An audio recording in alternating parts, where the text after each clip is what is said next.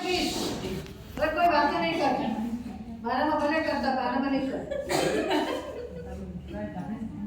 Yes तो आज एक टॉपिक जो मैंने नहीं चला है उसके बारे में डिस्कस करना चाहूँगा। मैंने नहीं किया उनसे सर थे उन्होंने चलाया था अच्छे से बहुत, तो पता चल जाएगा कितने अच्छे से चलाएगा। जो कार्ल मार्क्स वैसे तो 50 साल 60 साल जिंदा रहा, उसका इम्पैक्ट आज तक है अभी तक, तो इतनी बड़ी हिस्ट्री है उसकी, लेकिन एक घंटे में कवर नहीं कर सकते, लेकिन टाइम लिमिटेशन की वजह से मैंने सब कुछ वैसे कोशिश की है कि कवर हो जाए। देखते हैं क्या होता है। कार्ल मार्क्स जो है उसके सबसे मैंने पॉइंट्स लिख दिया, इसलिए लिखा है, मेरे लिए नहीं लिखा है, आपके लिए लिखा है कि आपका रेलगाड़ी कहाँ तक पहुंची आपको पता है। लाइफ के बारे में अगर हम बातें करें तो Karl Marx was born in a happy middle class Jewish family in the 5 May 1880 in the Treves province of the Rhine and in the Germany इतना याद रखो। और his father was a first of all he was a Jewish, but due to the intolerance of the Germany his father converted to the Christianity, and this incident has created the seeds of the revolution in the Marx emotional movement। आगे बढ़े उसके बाद वो एक university में पढ़ने के लिए जाता है, उसका नाम है बॉन यूनिवर्सिटी, और वहाँ पे marks has earned fame as a brilliant student, but he was not able to concentrate much on studies, क्योंकि उसका फॉल इन लव हो गया था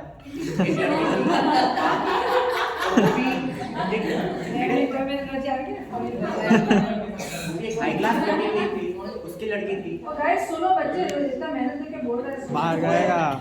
जेनी वॉन फास्ट, और रेयरली होता है ऐसा, लेकिन उसको सच्चा प्यार मिल गया और उस दोनों की 6 साल बाद शादी हो गई। उसके बाद वो एक और यूनिवर्सिटी में जाता है, वो है बर्लिन यूनिवर्सिटी। वहाँ पे जाके उसने इकोनॉमिक्स और हिस्ट्री स्टडी किया, जिसका आगे उस पर बहुत ज़्यादा इम्पैक्ट पड़ा। और वहाँ पे जो हीगल है, वहाँ पे उसका बहुत बर्लिन यूनिवर्सिटी में इम्पैक्ट था, तो उसका उसके ऊपर बहुत ज़्यादा इम्पैक्ट पड़ा। और यूनिवर्सिटी का ग्रुप था एक यंग हिगेलियंस, से बहुत ज़्यादा पूछते, तो यंग हिगेलियंस का वो एक मेंबर भी बन गया वहाँ पे, उतना ज़्यादा हीगल का उसके ऊपर इम्पैक्ट हुआ। उसके बाद उसने डॉक्टरेट किया जेना यूनिवर्सिटी से। और कार्ल मार्क्स एक एडिटोरियल एडिटर था, मतलब एडिटोरियल जो आते हैं उसमें वो एडिट करता था, और उसका नाम था रेंस टाइम्स, और उसमें वो गवर्नमेंट की जो पॉलिसीज थी उसको क्रिटिसाइज करता था। इसलिए गवर्नमेंट सरकार क्या करती थी, उसको स्टेट से निकाल देती थी। तो बहुत सारे स्टेट्स उसने ट्रैवल किए, और वो कैबिनेट प्रूदो और बाकुनिन और मोस्ट इंपोर्टेंटली फ्रेडरिक एंजल से मिला। और वो पहले तो लड़का था, he was a son of a wealthy textile industrialist which have the industries in both Germany and England। और माना जाता है कि अगर एंजल्स नहीं मिलता कार्ल मार्क्स को, तो वो आज कार्ल मार्क्स वैसा नहीं होता जैसा हम लोग मानते हैं, क्योंकि मार्क्स जो था वो थियोरिटिशियन था, वो थियरीज लिखता था। एंजल्स जो था उसको प्रोपोगेंड करता था, फैलाता था, लेकिन दोनों का भले काम अलग अलग करते थे, लेकिन एक उद्देश्य एक ही था दोनों का, वो है कैपिटलिज्म का डिस्ट्रक्शन करना। और ऐसा माना जाता है कि वो दास कैपिटल के लिए अपने मटेरियल भी जो है वो कलेक्ट नहीं कर पाता। अब जो मार्क्स जो एंजल्स है, और फिर उसके बाद हम बुक्स पे आ जाते हैं। बुक्स उसकी जो है उसमें सबसे पहले जो मैं क्रोनोलॉजिकल ऑर्डर में बताऊंगा, कभी ये पूछते हैं कि अरेंज कीजिए उसको। सबसे पहले जो बुक है वो है द जूइश क्वेश्चन। उसमें उसने बात कही है कि मनी जो है वो ज़्यादा इंपॉर्टेंट है गॉड से, और ईलोपादी बनना चाहिए। उसके बाद जो दूसरी किताब है वो है इकोनॉमिक एंड फिलोसॉफिकल मैन्युस्क्रिप्ट्स। वो किताब आती है उसने लिखी थी 1844 में, लेकिन किसको पता ही नहीं था। 1932 में जाकर लोगों को पता चला कि ऐसा कुछ भी उसने लिखा है। और उसमें उसने जो बात की है वो है कि ह्यूमन इस वजह से है क्योंकि वो लेबर कर पाता है, बाकी एनिमल्स लेबर नहीं कर पाते हैं। लेबर करने की वजह से वो अपनी क्रिएटिविटी दिखाता है, और क्रिएटिविटी दिखाने की वजह से वो नेचर से एडॉप्शन करता है, नेचर से एडॉप्शन करता है। इसलिए ह्यूमन क्या है, एक्टिव एजेंट है। बाकी क्या करेंगे, बाकी पैसिव एजेंट होते हैं, वो नेचर के हिसाब से ही अपने आप को डाल देते हैं। जैसे कि कुत्ते लोग ये नहीं मिलके डिसाइड करके कि चलो स्वेटर बनाते हैं, लेकिन मनुष्य कर सकता है क्योंकि उसमें क्या है, क्रिएटिविटी है, उसके अंदर लेबर पावर है। तो ह्यूमन इसी की वजह से इकोनॉमिकल फिलोसॉफिकल मैन्युस्क्रिप्ट। उसके बाद जो दूसरी है वो है the critique of the Hegel's philosophy of right. उसमें कुछ ज्यादा नहीं, द होली फैमिली। और उसके बाद most important thesis on the Feuerbach. हम देखेंगे आगे फायरबाख क्या है। उसमें उसने जो बात की है वो ये है कि अभी तक जो भी दुनिया थी वो यूटोपियन सोशलिस्ट की थी। वो लोग सिर्फ बड़ी बड़ी बातें करते थे, हम भी बनाते एक महीने का टाइम टेबल, लेकिन कुछ भी उसके ऊपर वर्क नहीं करते। उसी तरीके से यूटोपियन सोशलिस्ट बड़ी बड़ी बातें करते थे, just knowledge for the sake of the knowledge. उसके बाद जो मार्क्स बोलता है कि this time is not of interpretation, this time is to change the world, ये उसकी कवर के ऊपर भी लिखा गया है। उसके बाद जो किताब आती है उसकी वो है the German ideology. German ideology में वो बात करता है कि आइडियोलॉजी क्या है, एक फॉल्स कॉन्शियसनेस, हम आगे देखेंगे तो वो क्या होता है। तो उसके बाद जो दूसरी बात वो करता है, जो डायलेक्टिकल मटेरियलिज्म है कंसेप्ट उसका, वो उसने कौन सी बुक में दिया है, जर्मन आइडियोलॉजी में दिया है।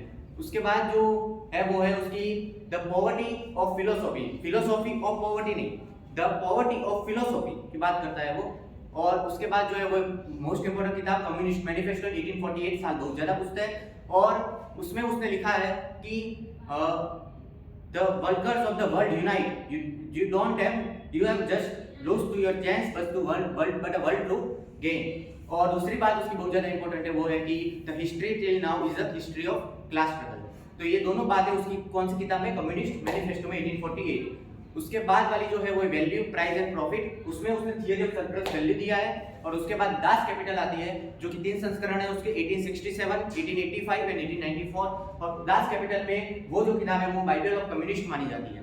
और उसके बाद जो लास्ट 2 किताबें, एक है critique of the Gotha programme and एक लास्ट है वो 18 लुइस बोनापार्ट। उसमें उसने बोनापार्टिज्म के बारे में बताया है और उसमें एग्जीक्यूटिव को बिग पैरासिटिक बॉडी बोला है, क्यों बोला आगे देखेंगे। उसके बाद जो एंजल्स और मार्क्स ने दोनों ने मिलकर कुछ किताबें लिखी है, होली फैमिली, जर्मन आइडियोलॉजी और कम्युनिस्ट मैनिफेस्टो, 3 किताबें दोनों ने मिलकर लिखी है।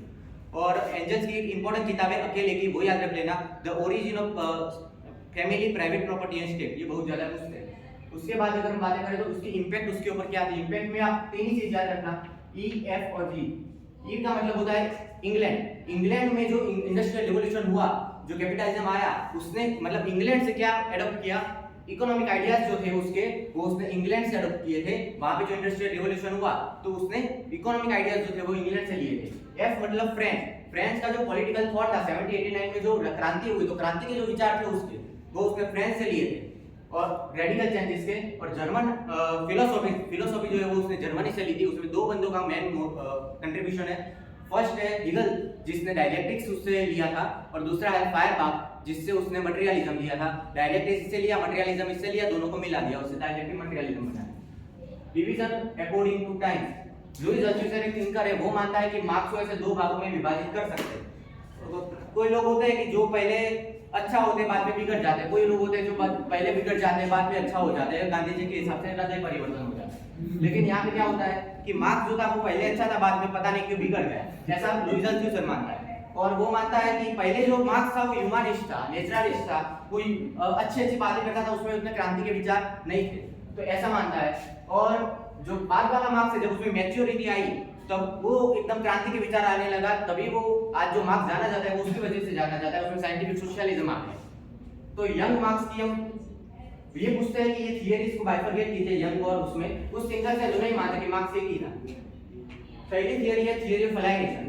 तो थियरी ऑफ अलाइनेशन कहां से लिए, हिगल से लिए। अलाइनेशन का जनरल मीनिंग होता है किसी चीज से डिसअटैच हो जाना, एकदम अलग ही रहना, एकदम उसमें इन्वॉल्व ही नहीं होना। जैसे मुझे बोलते हैं कि तू क्लास में इन्वॉल्व नहीं होता है, उसी तरीके से एकदम अलग ही हो जाना उस। तो थियरी ऑफ अलाइनेशन का जनरल मीनिंग ये होता है। कार्ल, हम किसी भी चीज को देखेंगे उसका जनरल मीनिंग देखेंगे एग्जांपल के साथ, और एक कार्ल मार्क्स क्या बोलता है उसके बारे में देखेंगे। थियरी ऑफ अलाइनेशन में कार्ल मार्क्स बोलता है कि द कंडीशन ऑफ ऑपरेशन, शोषण की परिस्थिति है। क्यों है? क्योंकि laws over the production activity of worker, worker खुद प्रोडक्शन करता है लेकिन उसके ऊपर उसका कंट्रोल नहीं है, उसकी वजह से उसका शोषण होता है। पहले क्या होता था जमाने में कि जो प्रोडक्ट वर्कर बनाता था वो खुद अपनी प्रोडक्ट बनाता था, उसमें सोशल क्रिएटिविटी डालता था और वो उसकी खुद की प्रोडक्ट होती थी। वो ऐसा मानता था कि मैं रहूं या ना रहूं मेरी प्रोडक्ट रहनी चाहिए, उसका खुद का एक्सटेंशन दिखता था उसमें उसकी जान बचती थी। लेकिन जब से कैपिटलिज्म आया तब ये सब कुछ चला गया, कैपिटलिज्म सब कुछ लेके चला गया, कुछ भी नहीं छोड़ा। और मार्क्स जो है वो 4 चीजें बताता है जिसकी वजह से ये अलाइनेशन हुआ है, ऐसे डिसअटैचमेंट हुआ है, जिसकी वजह से लॉस ओवर प्रोडक्शन एक्टिविटी हुआ है, जिसकी वजह से शोषण हो रहा है। पहली बात बताता है वो ये 4 बहुत ज्यादा पूछते हैं।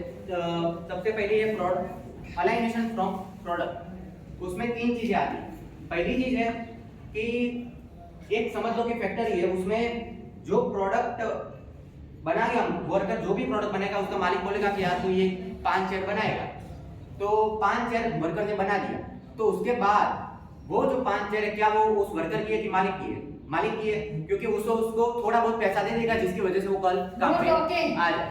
तो वो चेयर उसकी खुद की नहीं है, भले उसने बनाई खुद, लेकिन वो उसकी नहीं है, उसके मालिक की है। पहले क्या होता था, वो बनाता था, वो अपने पास रखता था, उसको अपना खुद का एक्सटेंशन देखता था, लेकिन अब ऐसा नहीं रहा। अब जो है मालिक उससे प्रोडक्ट ले लेगा और उसके बदले में उसको आयरन वेजेस दे देगा, जिससे वो कल काम पे आ जाए। तो इस तरीके से उसका जो है वो प्रोडक्ट से जो पहले लगाव था, अब प्रोडक्ट उसकी नहीं रही, क्या हो गया, मालिक की हो गई। दूसरी चीज उसमें ये है कि अब क्या हो गया है कि बड़ी बड़ी इंडस्ट्रीज में आप देखते हैं कि असेंबली लाइन का कंसेप्ट आ जाता है कि कोई एक प्रोडक्ट ऐसे बड़ी बड़ी होती है और उसमें कोई एक पार्ट बना रहा है, कोई एक पार्ट डालता है, उसमें कोई एक पार्ट। तो इस तरीके से कोई समझ लो कंपनी बाइक बना रही है और उसमें से कोई बना रहा है आगे वाली बत्ती, कोई बना रहा है साइड ग्लास बना रहा है, कोई सीट बना रहा है, कोई इंजन बना रहा है, कोई टायर बना रहा है। समझ लो कि मैं इंजन बना रहा हूँ, तो मेरे को यही नहीं पता होगा कि मैं इंजन किसका बना रहा हूँ, स्कूटी का बना रहा हूँ कि बाइक का बना रहा हूँ, क्योंकि मैं एक ही प्रोडक्ट के साथ इंजन की या इंजन मुझे पूरा दिन करता रहना है, किसका बना रहा वही नहीं पता मेरे को। और मैं एक होल प्रोडक्ट जो बाइक थी उसके साथ जो पहले वो बंदा रिलेट कर पा रहा था वो अब नहीं कर पाएगा।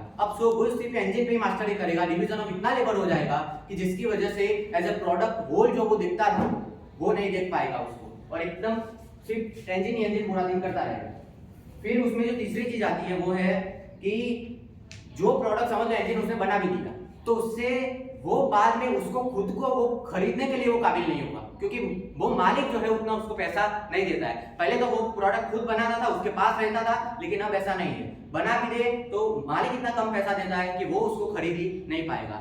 तो इस तरीके से he can not own his own product. तो यहाँ पे हमने 3 चीज देखी, पहले की प्रोडक्ट जो है वो मालिक की होती है, दूसरी चीज कि सिर्फ और सिर्फ इंजन बनाता है, और तीसरी चीज कि इंजन बना भी लिया तो उसको खुद अफोर्ड ही नहीं कर पाता है। दूसरी है प्रोडक्शन सिस्टम। पहले क्या होता था कि जो भी वो प्रोडक्शन की जो प्रोसेस होती थी, प्रोडक्ट बनने के जो प्रोडक्ट बनाने की पूरी प्रोडक्शन प्रोसेस होती थी, तो उसमें उसको मजा आता था, एकदम फ्री था और एकदम उसको मजा आता था। वो उसके ऊपर कोई ऐसा बॉन्डेज नहीं था कि भाई तुझे इतने घंटे में काम करना है, आज ही करना है, मैं बोलूंगा तभी करना है, जो मैं बोलूंगा वही तुझे बनाना है, तुझे अपना कोई भी सोशल क्रिएटिविटी नहीं दिखानी है। अब ऐसा हुआ है कैपिटलिज्म में, तो उसकी वजह से प्रोडक्शन सिस्टम में जो पहले उसको प्रोडक्शन करने में जो मजा आता था वो मजा नहीं रहा उसको, और जो अपना फ्री सिर्फ कभी होता है खाने के लिए और सोने के लिए सिर्फ फ्री होता है, उसके अलावा पूरे दिन उसको जैसा अपना मालिक बोलता है वैसा उसको करते रहता है। तो इस तरीके से जो प्रोडक्शन का जो प्रोसेस था उससे अलग हो गया, प्रोडक्ट से अलग हो गया।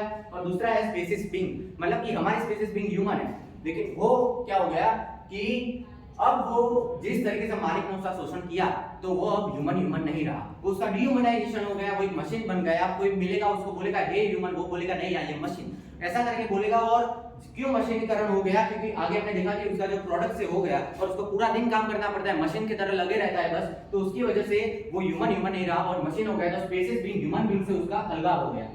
मैं मतलब कि यहाँ पे कोई इंसान है तो उसको वो देखेगा तो पहले सोचेगा कि क्या ये इंसान मेरा इकोनॉमिकली कोई मेरा जो बेनिफिट कर सकता है कि नहीं कर सकता, क्या ये मुझे कंपनी को ऊपर ले जाएगा, क्या मेरे को ये प्रॉफिट करवाएगा। तो मतलब इकोनॉमिक पर्सपेक्टिव से जो रिलेशन फिर एस्टैब्लिश करने लगेगा। पहले के जमाने में जो फीलिंग्स के तौर पे होते थे वो अब नहीं रहेंगे। तो alienation from man only on the base, और सिर्फ और बनेंगे तो फिर इकोनॉमिक बेसिस पे ही वो बनेंगे। तो ये 4 प्रकार के, 4 खाली नाम बहुत ज्यादा पूछते हैं, बाकी सब यूनिवर्सिटी में फालतू क्वेश्चन पूछते हैं। फेटिशिज्म ऑफ कमोडिटी, मतलब कि फेटिशिज्म मतलब कि फेटिशिज्म मतलब पूजा करना कि ह्यूमन जो है वो पहले के जमाने में बहुत ज्यादा इंपॉर्टेंट था, कमोडिटी इंपॉर्टेंट नहीं थी। अब क्या हो गया है, कमोडिटी बहुत ज्यादा इंपॉर्टेंट हो गई, और कमोडिटी इंपॉर्टेंट होने के कारण क्या हो रहा है कि अगर ह्यूमन उसकी वजह से मार दे तो कोई बात नहीं, लेकिन उसके द्वारा बनाई गई कमोडिटी को हम लोग जिंदा रखेंगे हमेशा के लिए। और दूसरी चीज कि अगर कोई इंसान को जिंदा रख रहा है तो भी वो ऐसे इंसान को कि जो एक्सपेंसिव प्रोडक्ट बनाता है, फॉर एग्जांपल कंप्यूटर इंजीनियर है तो वो एक्सपेंसिव प्रोडक्ट बनाएगा तो उसको ज्यादा रिस्पेक्ट मिलेगी समाज में, न कि जो प्लम्बर है उसको मिलेगी। भले ही वो कंप्यूटर इंजीनियर एक चोर हो और रेप हो, मर्डर हो, जैसा कि आज के जमाने में वो एमएलए वगैरह ये सब करके भी एमएलए में जाते हैं, फिर भी उसकी लो वर्शिप होती है। तो उसी की तरह कंप्यूटर इंजीनियर जो है भले वो चोर हो लेकिन उसको ज्यादा रिस्पेक्ट मिलेगी। भले प्लम्बर वो ज्यादा बहुत एंट्रिस्टिक हो लेकिन उसको परोपकारी हो, लेकिन फिर भी उसको कुछ भी नहीं मिलेगा। तो इस तरीके से कमोडिटी का फेटिशिज्म होता है, और कमोडिटी का नहीं तो फिर जो है ह्यूमन का होता है, लेकिन ह्यूमन का भी जो बड़ी वाली प्रोडक्ट बनाता है। उसके बाद कंसेप्ट ऑफ फ्रीडम, पहले के जमाने में मैंने जिस तरीके से बोला कि एकदम फ्री होता था, इंसान जब चाहे तब काम करे, अपने एबिलिटी को पहले पहचानता है, एबिलिटी को पहचानने के बाद उसको एक्सपेंड करने के लिए अपने हिसाब से काम करता है कि मेरे को इतना से इतना टाइम, मेरे को ये इस टाइम को दूंगा, उसके बाद इसको दूंगा, इसके बाद इसको दूंगा। इस तरीके से अपना वो फ्री होता है कि मेरे को ये मेरी क्रिएटिविटी है, मैं इसको एक्सपेंड करूंगा। लेकिन अब कैपिटलिज्म में ये सब कुछ नहीं रहा, अब वो बॉन्डेज हो गया है, अब वो सिर्फ खाने सोने के लिए फ्री होता है। तो उसके बाद अब क्या होगा कि जो उसने मार्क्स एक थॉट है उससे आप समझ जाएंगे, उसकी बात है, मैं नहीं बोल रहा हूँ कि I am free to do anything either today or tomorrow whenever I want. Okay, to hunt in the morning, to fish in the afternoon and to rear cattle in the evening. बराबर। तो मैं चाहूँ तो मैं Hunt सुबह करूँ, मैं चाहूँ तो मैं फिश करूँ आफ्टरनून को, मैं चाहूँ तो मैं रियर कैटल करूँ नून में, और मैं सबको मार के फिर खाऊंगा आराम से, और खाने के बाद क्रिटिसाइज भी करूंगा जैसे कि हम शादी में करते हैं। तो तीनों चीजें करेंगे, उसके बाद हम खाएंगे, खाने के बाद क्रिटिसिज्म भी करेंगे, without ever becoming the hunter, fisher और द शेफर्ड और द क्रिटिक। मैं सब कुछ बनूंगा भी नहीं, फिर भी ये सब करूंगा, और जब करूंगा जब मेरा मन चाहेगा। और दूसरी बात कि it will be the real estate of freedom from this alienation and exploitation etcetera.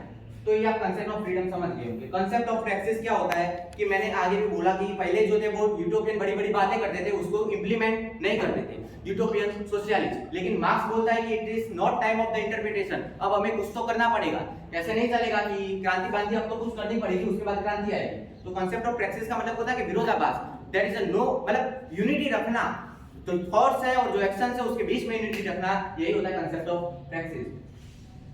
अब हम स्टार्ट करेंगे जो ये मैच्योर मार्क्स है। अब आपको यहाँ पे कोई क्रांति का विचार नहीं आता है, यहाँ पे कंडीशन क्या है वो सिर्फ बताता है। मैच्योर मार्क्स जब आता है उसमें साइंटिफिक सोशलिज्म आता है, एक होता है डेमोक्रेटिक सोशलिज्म, एक होता है साइंटिफिक सोशलिज्म। डेमोक्रेटिक में क्या होता है, डेमोक्रेटिक वे से जो है वो क्या लाना, सोशलिज्म लाना, और उसमें उतना मतलब क्रांति बांति नहीं होती, डेमोक्रेटिक तरीके से धरना प्रदर्शन करो, ये सब करो, अच्छी अच्छी बात है। और जो उसमें होता है साइंटिफिक में क्या होता है, क्रांति करो, मारो पीटो। उसके बाद डायलेक्टिकल, उसका पहला उसमें आता है डायलेक्टिकल मटेरियलिज्म। डायलेक्टिकल मटेरियलिज्म में पहले ऐसा नहीं समझ सकते सीधा, उसको मैं पहले आपको मटेरियलिज्म समझना पड़ेगा, उसके बाद डायलेक्टिक समझना पड़ेगा। मटेरियलिज्म में क्या होता है, दूसरा होता है आइडियलिज्म। मटेरियलिज्म में ये होता है, उसके दो इंटरप्रिटेशन देखेंगे।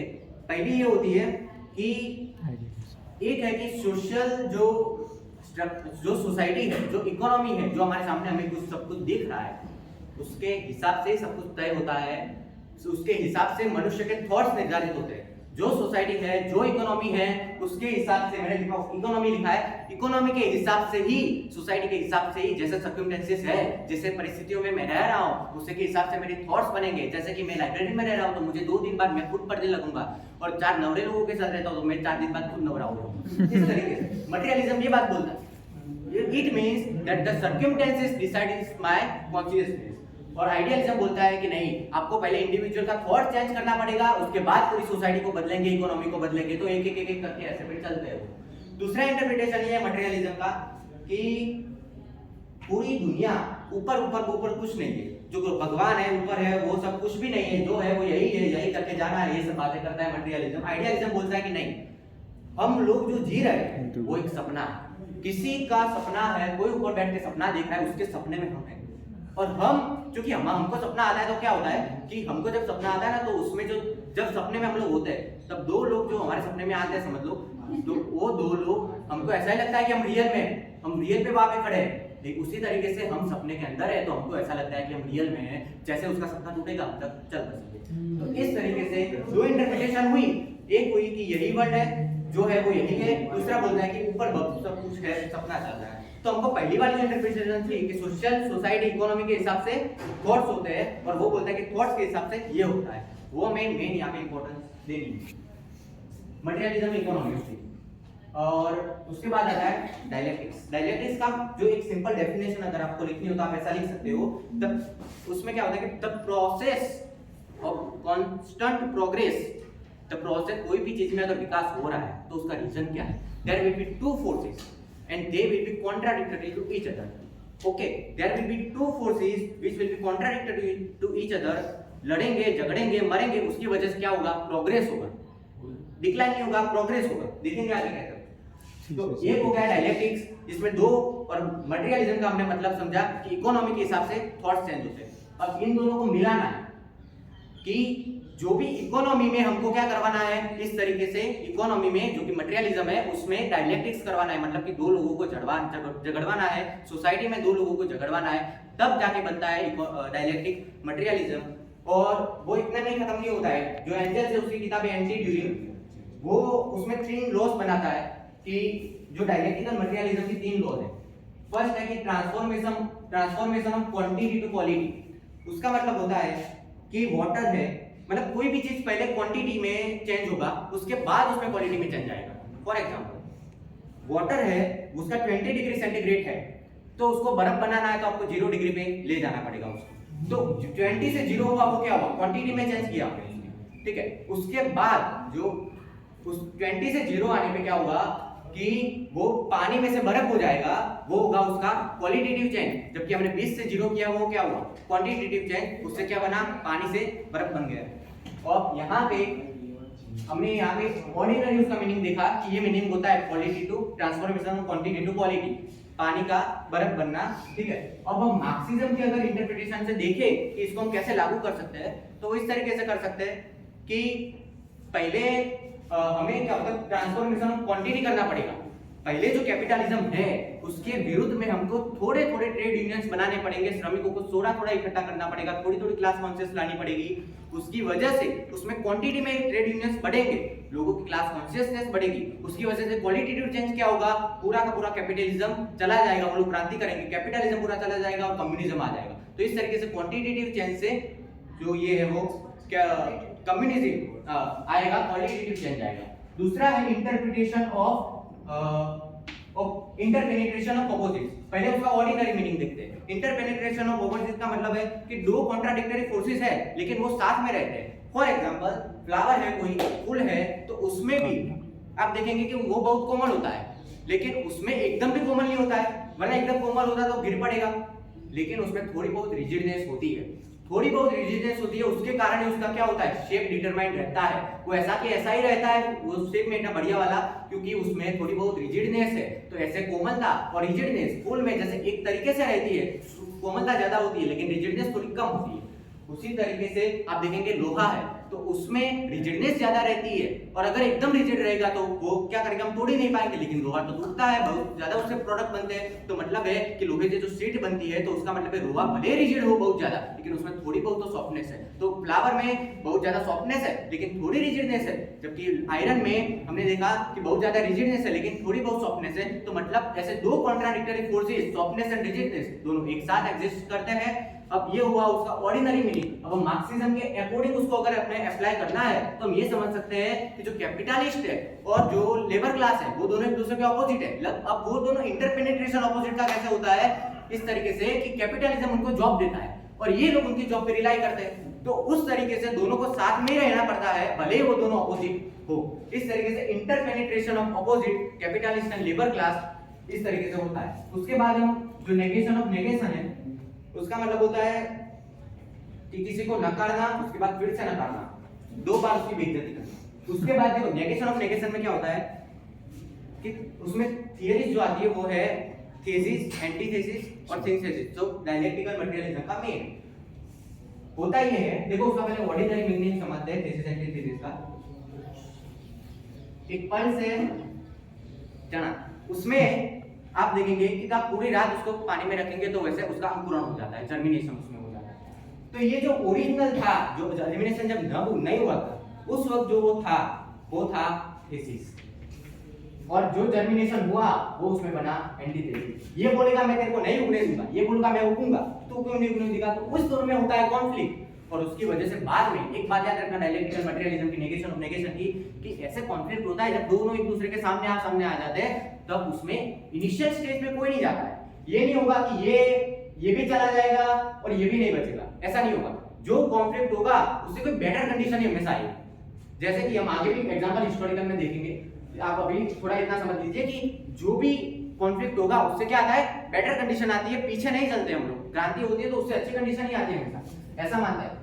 थीसिस एंटीथेसिस में कॉन्फ्लिक्ट होगा और उसके बाद क्या होगा, एंटीथेसिस जीत जाएगा, और एंटीथेसिस जीतने के बाद जो क्या होगा, इस अंकुरण की वजह से बहुत सारे ऐसे दाने पूरा खेत बन जाएगा। तो ये क्या हुआ, उसकी बेटर कंडीशन हो गई, उसकी बेटर कंडीशन होगी कि एक से वजह से पूरा खेत बन गया, ये हो गया नेगेशन ऑफ नेगेशन, इसको बोलते हैं नेगेशन। और इस दोनों के कॉम्प्लीमेंट के बाद जो बना उसको बोलते हैं हम लोग नेगेशन ऑफ नेगेशन। अब उसको ऑर्डिनरी मीनिंग हमने ये वाला लिया, मार्क्सिज्म में ये वाला नहीं चलता है, मार्क्सिज्म का जो चलता है वो हम इसके बाद देखेंगे तभी समझ में आएगा।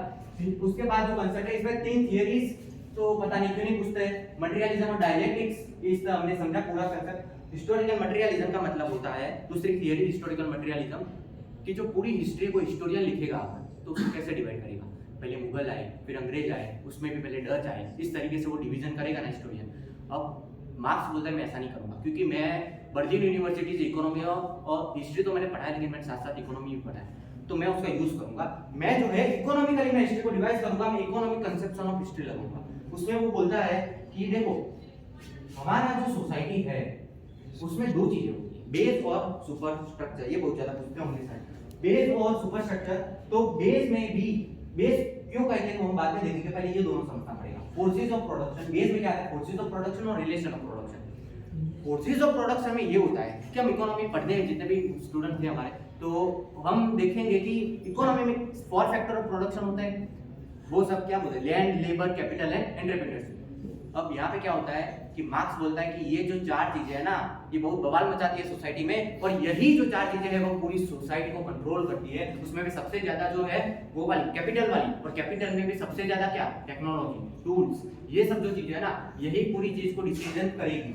तो इस तरीके से फोर्सेस ऑफ प्रोडक्शन जो 4 है उसमें भी कौन सी चीज, टेक्नोलॉजी जो है वो पूरे समाज पे कंट्रोल करेगी, पूरी की पूरी लो आर्ट एंड पॉलिटिक्स पे कंट्रोल करेगी। कैसे करेगी वो हम आगे देखेंगे, लेकिन अभी इतना समझ लो कि क्या 4 फैक्टर ऑफ प्रोडक्शन में जो इकोनॉमी है, 4 फैक्टर ऑफ प्रोडक्शन में जो कैपिटल है उसमें भी कौन सा, टेक्नोलॉजी, टूल्स, ये सब चीजें बहुत ज्यादा डिटरमाइन करती है। और मैंने बोला हिस्टोरियन होगा तो वो काल के हिसाब से डिवाइड करेगा, मुगल आए थे, लेकिन ये कैसे करता है, देखो ये बोलता है कि इकोनॉमी के तरीके से करूंगा। जो प्रिमिटिव समाज था ना, पहले आदिम एकदम आदि मानव जैसे, तो उस वक्त जब अरस्तु के टाइम कर रहा हूं, एरिस्टोटल की बात कर रहा हूं, तो उस टाइम ना कोई भी, मैंने बोला टेक्नोलॉजी को पॉइंट ऑफ व्यू से आपको देखना है, टेक्नोलॉजी बिल्कुल भी नहीं, एकदम हैंडमेड टूल्स से कुछ भी नहीं था। जैसे कि वो पेस्टल था, गेहूं को अगर आपको उसका आटा बनाना है तो उसके लिए पेस्टल था उस वक्त, ये प्रिमिटिव समाज था। उस वक्त जो रिलेशन था, रिलेशन ऑफ प्रोडक्शन पे आता, उस वक्त जो रिलेशन था वो था मास्टर और स्लेव का। वहां पे एक मास्टर होता था और स्लेव होता था, जिसकी बात अरस्तु भी करता है। तो इस तरीके से जो प्रिमिटिव समाज था उसमें टेक्नोलॉजी बिल्कुल भी नहीं थी, और टेक्नोलॉजी नहीं थी तो उसको वो सोसाइटी को हम लोग बोलते हैं मास्टर और स्लेव। तो आपने देखा टेक्नोलॉजी के हिसाब से उसने रिलेशन डिसाइड किया कि टेक्नोलॉजी नहीं थी, तो उसकी वजह से मास्टर और स्लेव का रिलेशन था।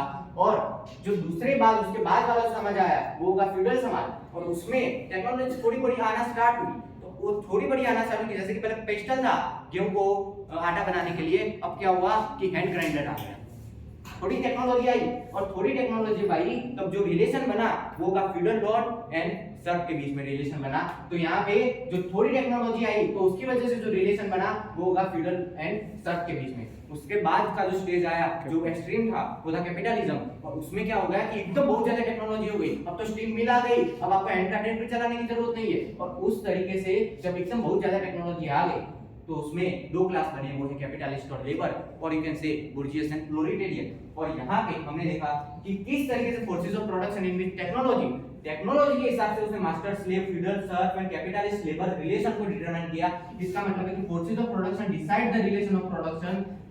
और यहाँ पे एक बात समझना, मास्टर और स्लेव के बीच में जो रिलेशन था, जो अरिस्टोटल भी बोलता है कि वो दास स्वतंत्र नहीं था, वो अपने मालिक के यहाँ पे ही पूरी जिंदगी रहता था, उसको यहाँ से स्वतंत्र होने का अधिकार नहीं था जब तक वो अच्छा इंसान नहीं बन जाता, एक वर्चुअस इंसान नहीं बन जाता। लेकिन मास्टर और स्लेव में बिल्कुल भी उसका अलग नहीं हो सकता था उससे। फ्यूडल सब में अगर सर्फ जो है वो थोड़ा बहुत वो ज्यादा शोषण कर देगा तो वहां से उसको हटाने का अधिकार है।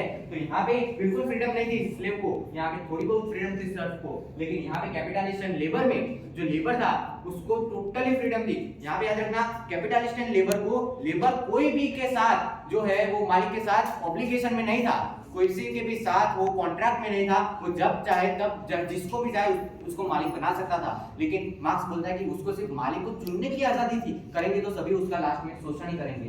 तो इस तरीके से हमने 3 रिलेशन देखे, उसमें कैसे किसी उसको फ्रीडम थी वो देखा, और फोर्सेस ऑफ प्रोडक्शन टेक्नोलॉजी के हिसाब से कैसे रिलेशन बनते हैं।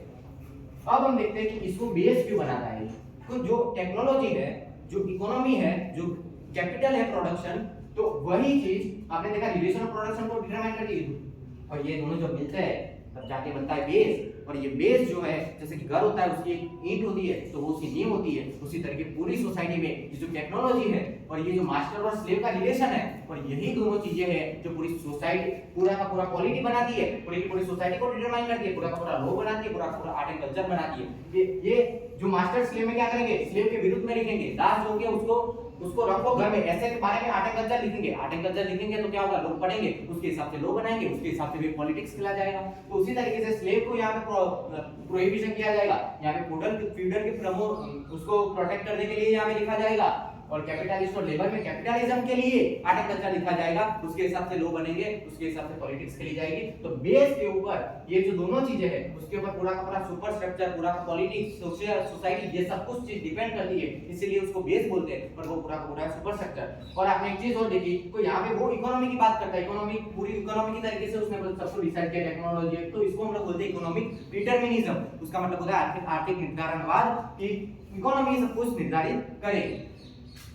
उसके बाद जब अब चूंकि इसमें बहुत ज्यादा उसका शोषण आ रहा था, हमने देखा ये सब थियरीज उसकी देखी कि अलाइनेशन हो गया है, बेचारा एकदम खराब हो गया है, तो लेबर क्या होगा, अब उसमें थोड़ी कॉन्शियसनेस आएगी, उसको थोड़ा पता चलेगा कि हाँ मेरा शोषण हो रहा है। लेकिन क्या होगा कि सब लोग पढ़े लिखे नहीं होते, तो कुछ लोगों को ये चीज पता चलेगी, तो पूरे क्लास में पहले ये चीज पता करनी पड़ेगी कि ऐसा हो रहा है, उसके बाद हुई क्रांति। तो पहले पूरे क्लास को पता लगाना कि हमारा इस पूरे सोसाइटी में वजूद क्या है, हमारा सिस्टम क्या है, और वो लोग हमको कैसे हमारा शोषण करते हैं, ये चीज को पता लगाना, यही और ये सब चीजें लोगों को बताना और लोगों को इसके बारे में अवेयर करना, वही होती है क्लास कॉन्शियसनेस, कि पूरे क्लास को जो है कॉन्शियसनेस दिलाना कि हमारा कैसे शोषण हो रहा है। और जब पूरे के पूरे क्लास के पास कॉन्शियसनेस आ जाती है तो उसके बाद होती है क्रांति। और क्रांति में जो है वो प्रोलेटेरिएट क्लास, जो लेबर क्लास है, वो न्यूमेरिकल स्ट्रेंथ में ज्यादा होता है, तो उसकी वजह से वो कैपिटलिस्ट क्लास को पूरा खत्म कर देता है, क्योंकि उसके पास क्लास कॉन्शियसनेस आ जाती है, उसके पास शोषण के क्या क्या माध्यम थे वो सब उसको पता चल गए। अब वो कैपिटलिस्ट को मार देगा और रिवॉल्यूशन इस तरीके से खत्म होता है। और रिवॉल्यूशन में क्लास स्ट्रगल मैंने बता दिया कि वो न्यूमेरिकल स्ट्रेंथ होती है और वो ऐसे कम होता है, तो उसको दोनों के बीच में क्रांति होगी। और उसके बाद बीच में छूट गया है डीओपी, उसके बाद जो स्थापित होगी वो है डिक्टेटरशिप ऑफ प्रोलेटेरिएट। उसका मतलब कुछ लोग कुछ कभी में कंफ्यूजन होगा कि मार्क्स डीओपी की बात करता है कि कम्युनिज्म की बात करता है। तो याद रखना डीओपी एक ट्रांजिशनल फेज है, तो बीच का एक थोड़ा सा समय है, हमारी जिंदगी में एक थोड़ा सा समय आता है जिसकी वजह से हमारी पूरी जिंदगी चेंज होती है। उसी तरीके से डीओपी थोड़ी सी एक बीच का फेज है कि जो एक सोसाइटी में आएगा, उसमें याद रखना डीओपी और कम्युनिज्म में बहुत ज्यादा फर्क होता है। डीओपी में क्या होगा, डिक्टेटरशिप ऑफ प्रोलेटेरिएट में जो जीत गए थे, लेकिन याद रखना उसमें थोड़ी बहुत राख बचेगी, जब को मार देगा कैपिटलिज्म को, लेकिन उसकी राख तो बची रहेगी, उसको खत्म करने के लिए डीओपी आता है। और वो ट्रांजिशनल फेज होता है, जैसे ही वो खत्म होगा वैसे जैसे थोड़ी बहुत राख जो बचे ना कैपिटलिज्म की, वो जैसे ही खत्म होगी वैसे डीओपी चला जाएगा, उसके बाद कम्युनिज्म आएगा। डीओपी में तीन चीजें याद रखना, वहां पे लेबर वेजेस भी एग्जिस्ट करेंगे और वहां पे क्लासेस भी एग्जिस्ट करेंगे, थोड़ा बहुत जो बचा वो कैपिटलिज्म, और यहाँ पे बड़ा वाला प्रोलेटेरिएट। और यहाँ पे स्टेट भी एग्जिट करेगा, यहाँ पे वर्क अकॉर्डिंग टू मेरिट होगा और गेट भी अकॉर्डिंग टू मेरिट ही होगा, दोनों मेरिट होगा, ये बात याद रखना। और उसके बाद आएगा कम्युनिज्म।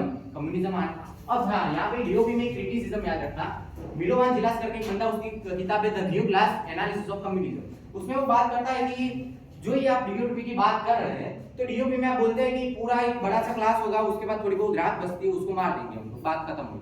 तो यहाँ पे डीओपी में क्या होता है कि डीओपी एकदम वो पॉजिटिव अनार्किस्ट होंगे नहीं, कि उनके सब लेबर के बीच में एक सेल्फ इनलाइनमेंट होगा कि हम कैसे गवर्न हो जाए। तो उनको गवर्न करने के लिए 4-5 लोग बड़े-बड़े आगे आते हैं, 10-12 लोग आए, पार्टी बनाते हैं, पार्टी के नाम पे क्या करते हैं, वो ऊपर जाके बैठ जाते हैं कि हम लोग आपको कुछ नहीं करेंगे, लेकिन आपका क्या है कि आपको गवर्न करेंगे, आपको कैसे शासित होना है, आपके शोषण में होता है तो हम आपको बचाएंगे। ऐसे 10-12 लोग ऊपर जाके कम्युनिस्ट पार्टी बना के बैठ जाते हैं।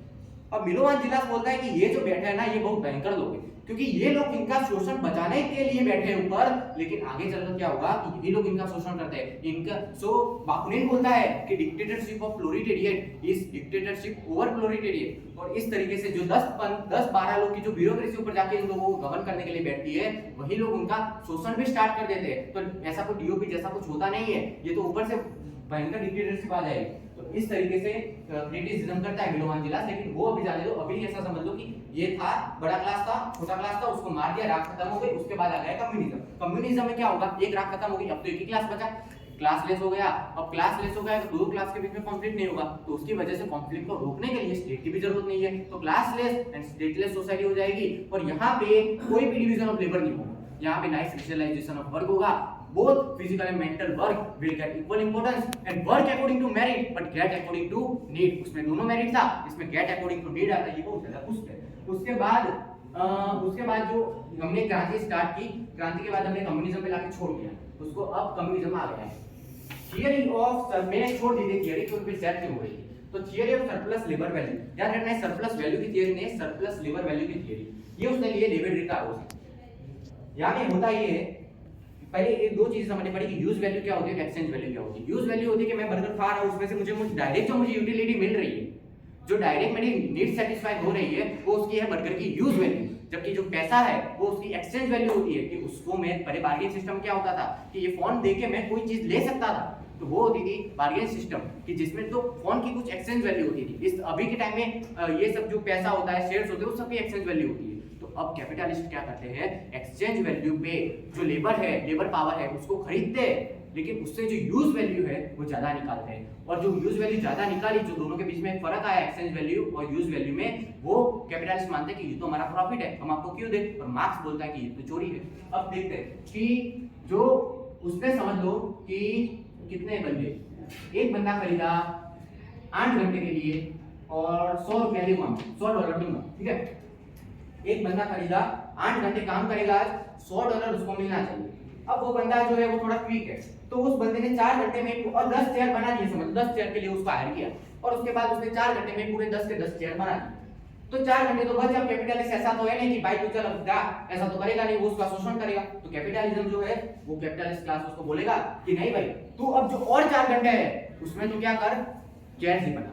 तो उस बाकी के 4 घंटे में वो बाकी 10 चेयर बना देता है। अब वो बोलता है, और जो पहली वाली बनाई इसने, जो बाकी के जो 4 घंटे में उसने बाकी $100 के वर्थ जितना रेवेन्यू कंसंट्रेट कर दिया, पहली वाली जो बनाई थी 4 चेयर, उसके बदले में कैपिटलिस्ट दे देता है उसको उतना पैसा जिसके बेस पे उसको हायर किया था, वो होता है समझ लो $100। तो $100 हो गया उसका नेसेसरी लेबर, नेसेसरी लेबर हो गया। अब क्या होता है कि वो कितना हो जाए, कोई बड़ी बड़ी पैकेजेस नहीं होती है, वो सिर्फ और सिर्फ इतनी पैकेजेस होती है कि वो कल काम पे आ जाए, उसको मोटिवेशन मिला नहीं कि भाई कल आना है मेरे को, कल मुझे थोड़ा बहुत तो पैसा मिलेगा, उतना ही आयरन वेजेस ऑफ लो इसको बोलते हैं, तो वो उतना ही पैसा देता है। और बाकी जो 4 चीज उसने एक्स्ट्रा लाइन में बनाई थी, उसका तो पैसा वो हड़प लेता है, वो उसको देता नहीं है। तो इस तरीके से जो बाकी का $100 है वो बेचता है, फिर $100 के बाद जितना वो कमाएगा उसका प्रॉफिट में अपने पास रख लेगा। इस तरीके से जो सरप्लस लेबर उसने किया, 4 घंटे और उसने लेबर किया, तो उस सरप्लस लेबर की वजह से जो लेबर है वो अपना खुद का एक्सप्लॉइटेशन करता है। इसी तरीके से सरप्लस लेबर के वजह से जो वैल्यू क्रिएट होती है उसकी ये थियरी है। उसके बाद 3 छोटे-छोटे है कि स्टेट के बारे में क्या था। तो स्टेट में कैपिटलिस्ट में स्टेट के बारे में क्या था, तो स्टेट को बोलता है कि ये तो एक एग्जीक्यूटिव बॉडी है, इसकी कैपिटलिज्म की एग्जीक्यूटिव बॉडी है। स्टेट वैसे ही काम करता है जैसे कैपिटलिस्ट बोलते हैं उसको। स्टेट की 2 थियरीज आती है, इंस्ट्रूमेंटल थियरी और structural theory. Instrumental theory Ralph Miliband की है, जिसकी किताब है द कैपिटलिज्म इन स्टेट। और यहाँ पे राल्फ मिलीमेंट बोलता है कि इंस्ट्रूमेंटल थियरी में क्या होता है कि स्टेट जो है वो यहाँ पे प्रत्येक एक इंडिविजुअल को जाके, कैपिटलिस्ट को जाके क्या बोलता है, उसको मदद करता है, एक एक इंडिविजुअल को जाके मदद करता है। दूसरी आती है स्ट्रक्चरल थियरी, जो कि लुईस अल्थुजर की है, जिसकी किताब है फॉर मार्क्स। तो वो बोलता है कि स्ट्रक्चरल थियरी में एक एक इंडिविजुअल को जाके सपोर्ट नहीं करेगा, वो पूरे के पूरे कैपिटलिज्म को सर्व करेगा, पूरे भले एक इंडिविजुअल मार देना पड़े उसके लिए तो कोई बात नहीं, लेकिन पूरा का पूरा कैपिटलिज्म सर्व होना चाहिए। यहाँ पे प्रत्येक इंडिविजुअल को सर्व किया जाता है, जिसकी वजह से कैपिटलिज्म प्रमोट होता है। दोनों का उद्देश्य तो एक ही, कैपिटलिज्म को बढ़ाना, लेकिन जो दोनों थियरी है वो उसमें थोड़ा बहुत फर्क है। तो मार्क्स बोलता है कि चाहे इंस्ट्रूमेंटल तरीके से, स्ट्रक्चरल तरीके से, स्टेट जो है वो एग्जीक्यूटिव बॉडी है ऑफ द कैपिटलिज्म। ये बात बोलता है स्टेट के बारे में। अब हो गया रिलीजन। रिलीजन को बोलता है कि ये तो अफीम है। रिलीजन चार्वाक के जैसे उसके विचार है कि रिलीजन जो है वो मानव के द्वारा बनाया जाता है और मानव के शोषण के लिए बनाया जाता है। ये बोलता है कि जो रिलीजन है वो कैपिटलिस्ट के द्वारा बनाया जाता है और वो जो है वो लेबर क्लास का एक्सप्लॉइटेशन करने के लिए वो लोग बनाते हैं रिलीजन को। रिलीजन को वो ओपियम मानता है, ओपियम मानता है और रिलीजन मानता है। इस तरीके से वो रिलीजन को भी बेइज्जत करता है। उसके बाद आइडियोलॉजी। आइडियोलॉजी के बारे में, वो आइडियोलॉजी क्या होती है कि सेट ऑफ वैल्यूज, लेकिन यहाँ पे वो क्या बोलता है कि ये it is a set of values which capitalism जो है वो हावी करता है पूरे क्लास के ऊपर। टू लेजिटिमेट देयर रूल, उनका रूल स्थापित करने के लिए वो लोग ऐसी आइडियोलॉजी बना के प्रोपोगेंड करते हैं कि उसकी वजह से उनका रूल जो था वो लेजिटिमेट हो जाए। तो मार्क्स बोलता है कि हमें आइडियोलॉजी की कोई जरूरत नहीं है, आइडियोलॉजी तो हमें ऊपर से लेबर क्लास को जो है वो दिक्कत पहुंच जाती है, हमें जो जरूरत है वो तो क्लास कॉन्शियसनेस की है कि सबको का वजूद पता चले कि हमारे सिस्टम में क्या है हमारा रोल। तो आइडियोलॉजी के बारे में उसके नकारता है उसको। अब एक कांसेप्ट देखते हैं बोनापार्टिज्म। हमने बात की थी 18 लुईस बोनापार्ट वाली किताब में, वो बात करता है बोनापार्टिज्म की। उसमें वो जो बात करता है वो ये है कि एक स्टेज आता है, जैसे यूरोप एक ट्रांजिशनल फेज था, राज खत्म हो जाएगी, कम्युनिज्म आ जाएगा, उसी तरीके से ये जो है बोनापार्टिज्म एक ट्रांजिशनल फेज है। ये कभी आता है जब ये वाले कैपिटलिस्ट और लेबर क्लास दोनों इक्वल हो जाते हैं, पोजीशन दोनों की। क्यों होती है? क्योंकि कैपिटलिज्म की में इंटरनल कॉन्फ्लिक्ट हो जाता है, डिवीजन हो जाता है, और ये जो लेबर क्लास है उसमें थोड़ा बहुत क्लास कॉन्शियस आना स्टार्ट हो जाती है। तो वो दोनों के दोनों इक्वल हो जाते हैं, और ऐसे इक्वल होते हैं, लड़ते झगड़ते मरते हैं। और लेकिन स्टेट जो है वो बोलता है कि मैं अब किसी के इंटरेस्ट को सर्व नहीं करूंगा, तुम दोनों इक्वल हो गए हो, इसको इंटरेस्ट को सर्व करने के लिए जाएगा तो ये बोलेगा मैं हूं, इसको करने के लिए जाए तो ये बोलेगा मैं हूं। तो इस तरीके से स्टेट थोड़ा ऑटोनॉमी आ जाती है उसमें, और वहां पे जो एग्जीक्यूटिव बैठी होती है स्टेट में, उसको वो एकदम एक्सेसिव पावर वाली हो जाती है। इसको इसलिए मार्क्स जो एग्जीक्यूटिव है उसको बिग पैरासिटिक बॉडी बोलता है। तो बोनापार्टिज्म एक बिग पैरासिटिक बॉडी वो हमने देखा, लेकिन बोनापार्टिज्म ट्रांजिशनल फेज होता है, फिर कोई ना कोई दोनों में से डोमिनेंस कर देता है, ये इक्वल पोजीशन हो जाती है दोनों की। एशियाटिक मोड ऑफ प्रोडक्शन कुछ खास नहीं है, उसमें वो बोलता है कि जो इंडिया वगैरह में जो एशिया में जो कॉलोनाइजेशन हुआ तो वो अच्छा था, क्योंकि उसकी वजह से इंडस्ट्रीज आएगी, उसकी वजह से इंडस्ट्रियल रिवॉल्यूशन होगा, कैपिटलिज्म आएगा, और तभी उसमें कम्युनिज्म आएगा जब क्रांति होगी। तो इस तरीके से वो कम्युनिज्म को फैलाव के लिए एशियाटिक मोड ऑफ प्रोडक्शन को भी प्रमोट करता है। अब हमने जो भी देखा मैच्योर मार्क्स में वो सब था क्लासिकल मार्क्सिज्म। ये वाला जो क्वेश्चन है ना, ये पूरा क्रांति वाली बड़ी बड़ी बातें वो सब क्लासिकल मार्क्सिज्म था। इसके जो समर्थक है वो है अपना लेनिन, स्टालिन, माओ, रोजा लग्जमबर्ग, वो फिडेल कास्ट्रो, उसके बाद जो और वो सब थिंकर। तो क्लासिकल मार्क्सिज्म में जो है वो ये सब आते हैं जो बड़ी बड़ी क्रांति की बातें करते हैं, जबकि नियो मार्क्सिज्म करते हैं कि नहीं हमें क्रांति की अब जरूरत नहीं। नियो मार्क्सिज्म का मतलब है कि हमें क्रांति की जरूरत नहीं है, हम और भी तरीके हैं जिसके द्वारा ये स्थापित कर सकते हैं। और नियो मार्क्सिज्म के अंदर होती तो बहुत सारी थियरी है, लेकिन हमारे लिए सिर्फ तीन ही काफी है। सबसे पहली है क्रिटिकल थियरी, दूसरी स्ट्रक्चरल मार्क्सिज्म और तीसरी नियो ग्राम्सी। इस तीनों का इसमें जो क्रिटिकल मार्क्सिज्म है उसका थियोडोर एडोर्नो, हर्बर्ट मार्क्यूजे, हर्थाइमर, हेबरमास और वो जियोर्ज लुकास और वाल्टर बेंजामिन, ये सब आते हैं इसमें। और इसका याद रखना है फ्रैंकफर्ट स्कूल से रिलेटेड है क्रिटिकल थियरी, इसमें ये सब यूनिवर्सिटी पता नहीं क्यों पूछते हैं। और वो फ्रैंकफर्ट स्कूल में क्रिटिकल थियरी का जो पिता है वो माना जाता है हर्थाइमर, नहीं पढ़ी। ओके, तो critical theory analysis, structural Marxism मैं हम तीनों को कंसेप्चुअली समझेंगे एक साथ, लेकिन स्ट्रक्चरल मार्क्सिज्म फ्रांस से निकली हुई है, उसका पिता है लुईस अल्थुइस, जिसके मैं आगे एक दो बार बात की। उसके अलावा निकोल पोलांडर, उसका पिता है स्ट्रक्चरल मार्क्सिज्म। नियो ग्राम्सिनिज्म उसका है एंटोनियो ग्राम्सी। अब हम तीनों को एक साथ देखेंगे कि क्या होता है ये। क्रिटिकल थियरी में बोलता है जो इकोनॉमिक डिटरमिनिज्म था, पूरा इकोनॉमी ही पूरी पॉलिटी सोसाइटी को सब कुछ को डिटरमाइन करता है, ये बोलते हैं कि ऐसा नहीं होता है, पूरी इकोनॉमी सब कुछ नहीं करेगी, पॉलिटी एक लो बना देगी, इकोनॉमी चुप हो जाएगी। इस तरीके से क्रिटिकल थियरी बोलती है कि इकोनॉमी सब कुछ नहीं होती, इकोनॉमिक डिटरमिनिज्म सब कुछ नहीं होता है। स्ट्रक्चरल मार्क्सिज्म बोलते हैं कि पूरी स्ट्रक्चर होती है, एक बड़ी स्ट्रक्चर होती है और उसके बहुत सारे पार्ट होते हैं, सिर्फ इकोनॉमी नहीं होती, और बहुत सारे पार्ट के एक पार्ट का यहाँ पे इंडिविजुअल इंपॉर्टेंस होगा, और वो दोनों सब में म्यूचुअल रिलेशन स्थापित करते हैं पार्ट, और उस तरीके से समाज प्रोग्रेस करता है, सिर्फ और सिर्फ इकोनॉमी नहीं होती। और उसके बाद नियो ग्राम्सिनिज्म, ग्राम्सी बात करता है रियली उसके कांसेप्ट है हेजेमोनी का। हेजेमोनी किस तरीके से आती है? हेजेमोनी का मतलब है कि सिर्फ इकोनॉमी से देश नहीं चलता, आपको आइडियोलॉजी, आपको कल्चर, आपको जो भाषा है, आपको ये मैक्रोनलाइजेशन है, इस सब तरीके से आपको जो है वो विश्व पे आधिपत्य समाज लाना होगा। और तो एंटोनियो ग्राम्सी जो हेजेमनी की बात करता है वो इसमें भी एस्टैब्लिश करता है कि हमको सिर्फ इकोनॉमी की वजह से नहीं होगा, हमको इस कल्चर का फैलाव करना होगा, उस तरीके से हमको समाज को चेंज करना होगा। तो तीन की घूम फिर के बाद यही आती है कि हमको इकोनॉमी से ज्यादा कुछ नहीं होगा, हमको बाकी भी चीजें जिसके ऊपर ध्यान देना चाहिए। और नियो ग्राम्सिज्म जो है वो ज्यादा बहुत रिलेट करता है यंग मार्क्सिज्म, क्योंकि उसमें क्रांति के इतने विचार नहीं है, और तरीके से बोलाते हैं। और क्लासिकल मार्क्सिज्म जिसमें क्रांति के विचार है, लेनिन, माओ वगैरह, वो थोड़ा बहुत मैच्योर मार्क्स से रिलेट करता है। तो इस तरीके से हमने ये जो नियो मार्क्सिज्म, क्लासिकल मार्क्सिज्म, और मैंने कोशिश की थी कि मैं सब कुछ इसमें कवर कर पाऊँ, सभी जो आइडियाज है, ताकि आप कहीं भी किसी बुक में पढ़े तो आपको अब इन शॉर्ट प्रॉब्लम ना आए कि ये क्या बोल रहा है। और मैंने सब कुछ कवर करने की कोशिश की, फैक्ट्स भी, कंसेप्ट भी मैंने पूरा खत्म कर दिया है। ठीक है।